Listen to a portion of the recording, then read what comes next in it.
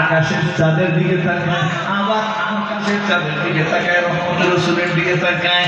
নবীজিও মুস্কি হাসতেছে, উনিও মুস্কি হাসতেছে। উনি নবীজির বন্ধু, নবীজির শ্বশুর। জোরে কার নাম কি? মারহাবা করে বলেন আলহামদুলিল্লাহ। আল্লাহ নবী একসাথে বলেন, আমার আবু বকর, আমার ওমর, আমার ওসমান, আমার আলী, আমার সাদ, আমার সাঈদ, আমার তালহা, আমার জুবায়ের, আমার আব্দুর রহমান বিন আফফানের মুক্তি, আমার আবু বকর ইবনুল জাররাহ জান্নাতি। জোরে বলেন সুবহানাল্লাহ। এই ব্যক্তি নবীজির দিকে মুস্কি হাসতে হাসতে হাসতেছে, নবীজিও মুস্কি হাসতেছে। আল্লাহ নবীর কাছাকাছি এসে গেছে, রহমতের রাসূল সিদ্দিক আকবরকে ডাক দিয়ে বলে, আবু বকর গো, কি দেখতেছো? দেখো কি?